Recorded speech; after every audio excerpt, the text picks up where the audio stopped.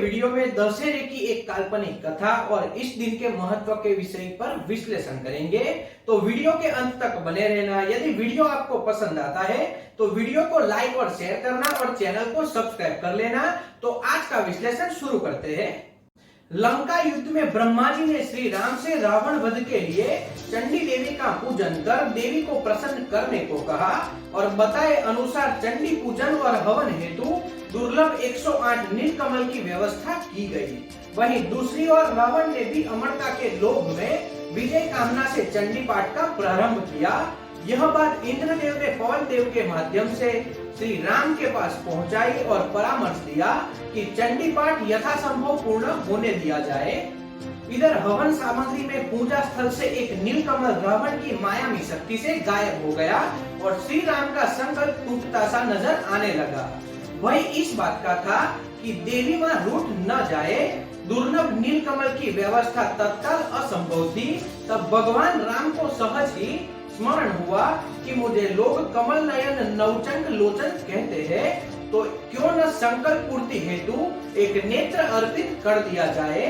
और प्रभु राम जैसे ही त्रिनेत्र से एक बाण निकालकर अपना नेत्र निकालने के लिए तैयार हुए, तब देवी मां प्रकट हुई और हाथ पकड़कर कहा, राम मैं आपसे प्रसन्न हूँ, और विजय होने का आशीर्वाद भी दिया।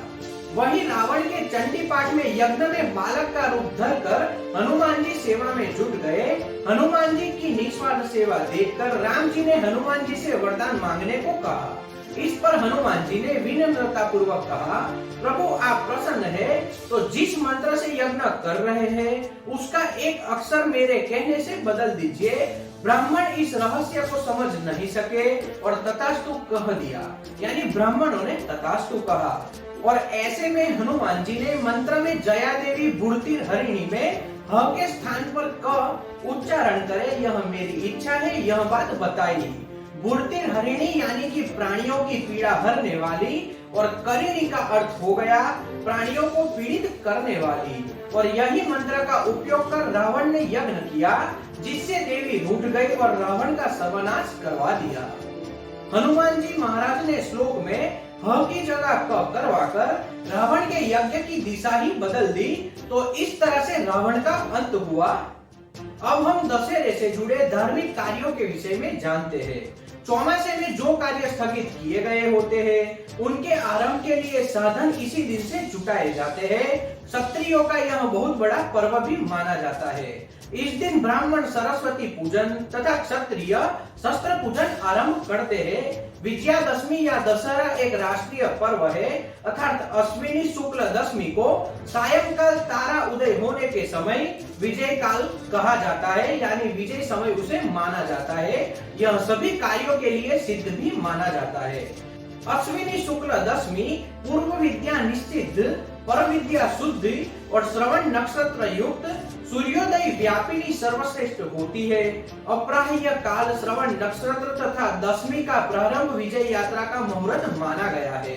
दुर्गा विसर्जन, अपराजित पूजन, विजय प्रयाग, शमी पूजन तथा नवरात्र पारण इस पर्व के महान कर्म है।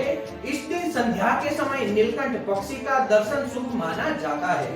क्षत्रिय राजपूत इस दिन प्रातः स्नानादि नित्य कर्म से निवृत्त होकर संकल्प मंत्र लेते हैं। इसके पश्चात देवताओं, गुरुजन, अस्त्र शस्त्र, अश्व आदि के यथाविधि पूजन की परंपरा है।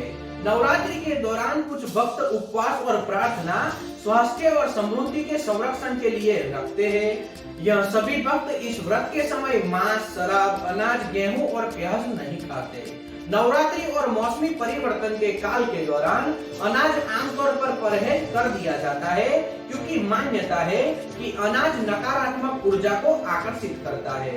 नवरात्रि आत्मनिरीक्षण और शुद्धि का अवधि है और परंपरागत रूप से नए उद्यम शुरू करने के लिए एक शुभ और धार्मिक समय उसे माना गया है।